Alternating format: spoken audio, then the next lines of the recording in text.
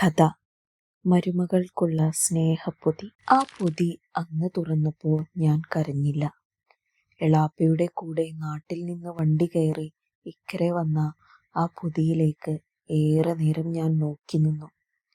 വരിഞ്ഞു കെട്ടിയ ആ പൊതിയിലൂടെ ഒരു മുഖം എൻ്റെ മനസ്സിലേക്ക് ഓടി വന്നു. വെക്കേഷന് ഞങ്ങൾ നാട്ടിലെത്തുമ്പോൾ ഇടുങ്ങിയ സ്റ്റോർ റൂമിലെ റാക്കിൽ വണ്ണമുള്ള കുപ്പിയിൽ ഭദ്രമായി സൂക്ഷിച്ചു വെച്ച ചക്ക വറുത്തത് എന്തെന്നില്ലാത്ത ആവേശത്തോടെ എടുത്ത് ഞങ്ങൾക്ക് ചായക്ക് കുറിക്കാനായി തരാറുള്ള അല്ലൂരിലെ ഉമ്മാന്റെ മുഖം.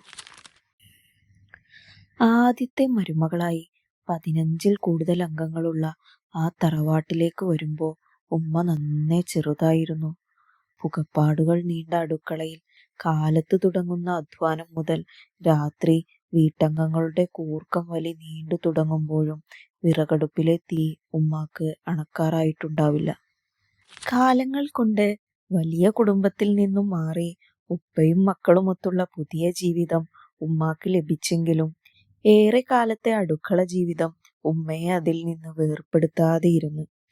പാചകത്തിൽ വേറിട്ട കൈപുണ്യം തന്നെയുള്ള ഉമ്മ ഒഴിവുവേളകളിൽ പോലും പുതിയ വിഭവങ്ങൾ പരീക്ഷിച്ചു.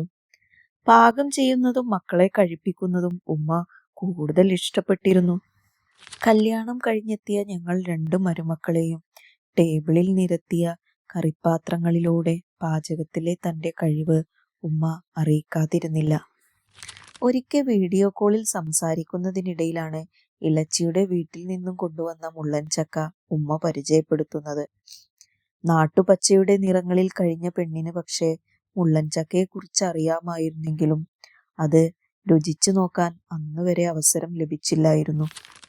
ജോലി തിരക്കുകൾ കാരണം മുള്ളൻ ചക്കയൊക്കെ ഞാൻ മറന്നുപോയെങ്കിലും മരുമകൾ കഴിച്ചിട്ടില്ലാത്ത മുള്ളുകളിൽ പൊതിഞ്ഞ ഇത്തിരി പുളിയെങ്കിലും കൂടെ ആവശ്യത്തിന് മധുരവുമുള്ള മുള്ളൻ ചക്ക ഉമ്മ ഓർത്തിരുന്നു എന്നതിന് തെളിവായിരുന്നു അന്ന് വൈകുന്നേരം എളാപ്പയുടെ കനമുള്ള ലഗേജിൽ വീർത്തു നിന്നിരുന്ന ആ പൊതി തുറന്നപ്പോൾ കണ്ടത്. നാട്ടിലേതാനും ദിവസങ്ങൾ മാത്രം അവധിയെടുത്തു പോയ എളാപ്പ തിരിച്ചു പോകുന്നതിന് ഒരാഴ്ച മുന്നേ തന്നെ ഉമ്മ തയ്യാറെടുപ്പിലായിരുന്നത്രേ. വീട്ടിലെ ആവശ്യങ്ങൾക്ക് ഉമ്മ തന്നെ ഉണക്കി ഉപ്പയെ തിരക്കുകൂട്ടി മില്ലിൽ കൊണ്ടുപോയി പൊടിപ്പിക്കാറുള്ള മസാലപ്പൊടികൾ മാത്രം മതിയെന്ന് ഞാൻ പറഞ്ഞെങ്കിലും അന്ന് പൊതി തുറന്നു നോക്കിയപ്പോൾ പൊടികൾക്ക് കൂടെ വെളുത്തുള്ളി അച്ചാറും കോഴിയടയും പുത്തനത്താണി സ്പെഷ്യൽ നാടീബലവും അരിയിലപ്പവും പിന്നെ കഥാനായകൻ മുള്ളൻ ചക്കയും കൂടി സ്ഥാനമുറപ്പിച്ചപ്പോൾ പൊതി കെട്ടഴിച്ച ഞങ്ങൾ പരസ്പരം സംസാരമില്ലാതെ നിന്നിടത്ത് തന്നെ അനങ്ങാതെ നിന്ന്.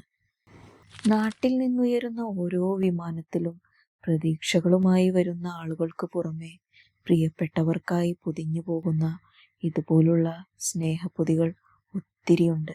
ആ പൊതികൾക്കെന്നും നമ്മുടെ ഉമ്മമാരുടെയും മറ്റു പ്രിയപ്പെട്ടവരുടെയും നെഞ്ചിടിപ്പിന്റെ ഭാരമായിരിക്കും.